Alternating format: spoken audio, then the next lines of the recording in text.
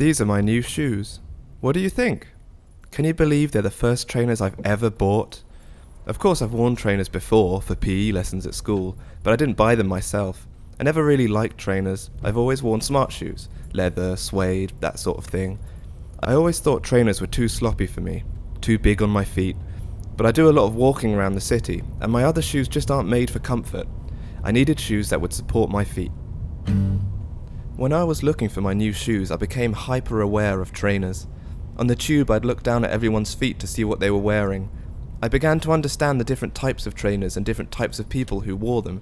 Trainers come in all shapes and sizes. Some look like aliens, some look like cars, and some look like socks.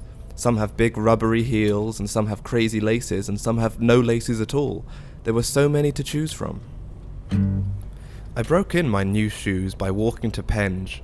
I was aiming for Crystal Palace, but I didn't quite get there. Not because my shoes hurt, but because I was bored. The shoes were great. They supported my feet and gave me energy I didn't realise I could have. I had visions of walking across London in them. I could walk wherever I liked. Orpington, Croydon, Woolwich. The world was my oyster. I had a dream that my new shoes were battered, heavily worn. They had lost their shape and the colour was dirtied by too many exciting walks. I had grown old with them. I had a thick grey beard and my brow was lined with deep, wise wrinkles, just like those that form on the top of a shoe when you use it enough. Though old, the shoes seemed warm and friendly. They had served me well. My new shoes saved my life. It was a wet, slippery day and I was crossing the road, and I was sure I would slip, but I didn't. Maybe I'm too used to smart shoes with no grip, the kind that had me sliding all over the place in the snow earlier this year. If I was wearing those, I would surely be dead by now.